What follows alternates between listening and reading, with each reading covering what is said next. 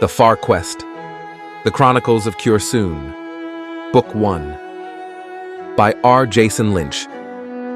Chapter 33, The Lady of the Forest. The beautiful wordless singing suddenly began anew, interrupting the forest children's lively play.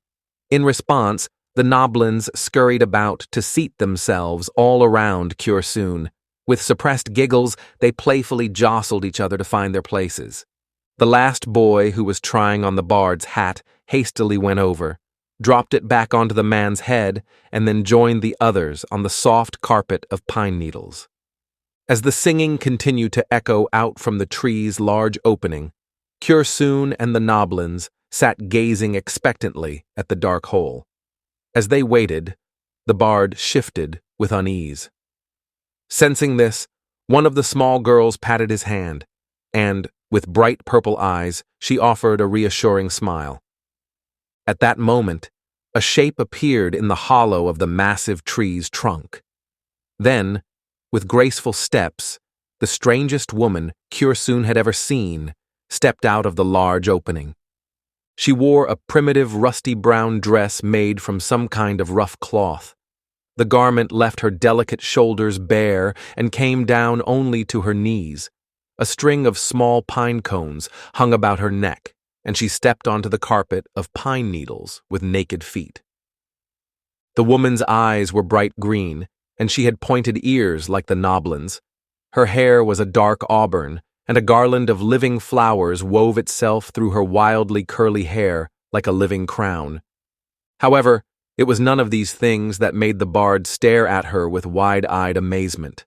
Instead, it was the color of her skin that made him gawk, for all her smooth flesh was pale green in color, and darker green freckles were sprinkled upon her shoulders, along her collarbones, across her high cheeks, and over the bridge of her long, delicate nose. Upon one of her hips, the lady of the forest balanced a shallow basket woven from dried pine needles. Beckoning to one of the noblins, she gave this basket to the child. Thus, with bright yellow eyes, the boy moved through the small crowd, holding out the basket. Tiny hands reached in and took out small, flat, round cakes. Then, with happy smiles and golden eyes, every cake was quickly devoured. When the basket came to Cursoon, he took one as well. While he smelled its wonderful aroma, he quickly recalled that he had not eaten for 3 whole days. By its taste, the bard guessed that the cake was sweetened with honey, but it also bore the distinct flavor of pine nuts. While Cursoon ate his cake, he could hardly take his eyes away from the green woman, for she was strange, and yet beautiful. With great interest, he studied the lady for any clue to who or what she might be. Trolls, goblins, gnomes, noblins, and now green-skinned women. What's next? He mumbled around a mouthful of cake. As the lady of the forest continued to sing, she began to move her slender arms and hands in graceful gestures. To Cursoon, her movements looked like an elegant dance, and yet, somehow he knew they meant so much more. When the lady of the forest stopped her gesturing, one of the noblin girls came alongside the green woman and spoke up. My name is Harton, and Milady has asked me to interpret her word gestures for you. The small girl explained with bright golden eyes and a cheerful smile. Cursoon only nodded to her dumbly. The little forest girl resembled Fane in many ways, but unlike him, she had long blonde hair that lay on her small shoulders. It was pulled back in 2 braids, but more than a few of the threads of her hair had escaped and now hung down loosely into her large eyes. There were many little yellow flowers interwoven into her fair locks, and at first glance, Cursoon knew them to be Healer's Hope. Around her neck, there hung a tiny, ornately carved alabaster bottle upon a braided linen cord. As before, The lady of the forest began to move her hands and arms in rhythm with her singing, but this time the little Noblin spoke as if she heard the movements as words. Milady Pine bids you welcome, cure soon of eagle speak. Harton declared. How does she know me? Cure soon asked the little Noblin. Pine made more graceful gestures. Seeing these signs, Harton spoke the lady's words. She says she knows you because the trees know you. Cursoon glanced around uneasily at the forest that surrounded them. The trees know me? Ignoring the bard's question, the green woman gestured again, and Harton related her words. Long ago, this forest was clean and beautiful, but then a terrible tragedy struck, for Milady's son was killed in an accident. The sorrow that followed was so deep and prolonged that she could no longer find the will to sing, and the lack of her singing allowed a silent gloom to settle upon her wood. It was that very gloom that drew the trollop. The whole forest would have been swallowed by baleful shadows, but we, the forest children, came and restored some of Pine's joy. And so the song of her heart stirred anew, and though her new singing is mixed with sadness, it also has the beauty of hope. The green woman reached down and tousled one of the Noblin boy's hair and then started to sign once more. Harton spoke again. As the trollop grew larger, so too did her corrupting shadow. In time, even the light of the forest children could not withstand it. Then a great earthquake struck. At first, it seemed like yet another curse, but it was truly a blessing.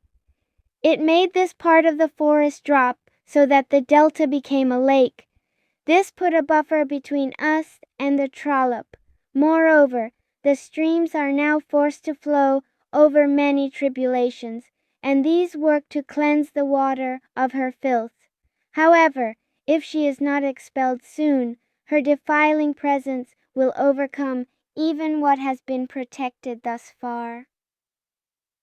Milady believes you have been sent to help us. She says you must find a way to expel the trollop from our forest. As the Noblin said this, her large eyes turned indigo in color while a confused expression passed across her small face.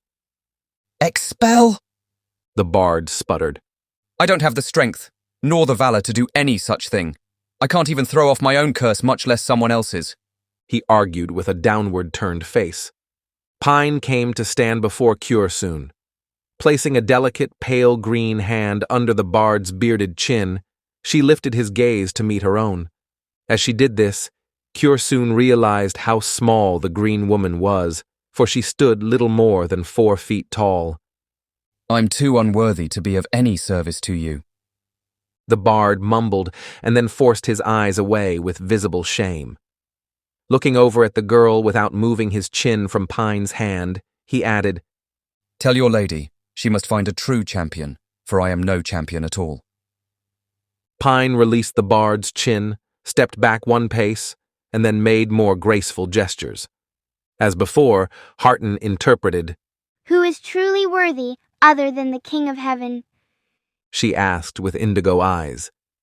Ignoring her assertion, Cursoon offered up more excuses. Besides, I have to travel to the east and fetch a fruit from the tree glimmering, so the trollop won't rampage through my family's lands. Pine moved her hands again, and the Noblin nodded as she received the message contained within her gestures. Once more, Harton conveyed the green woman's words. Don't fear, but go upon your quest.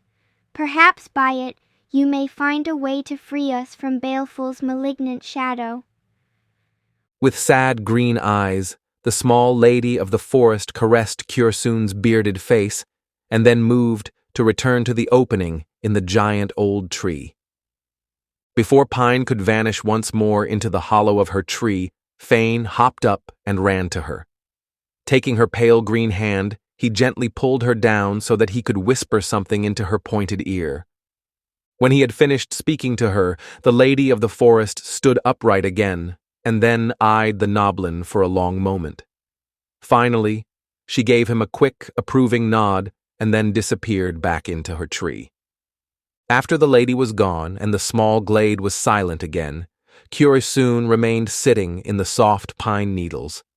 He felt so terribly inadequate for the tasks that lay before him that the back of his neck began to feel hot.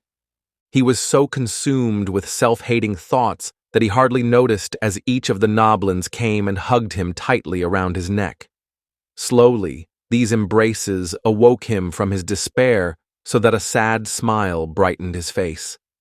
After this, the forest children all vanished, like silent deer, into the wood again, leaving only Fane.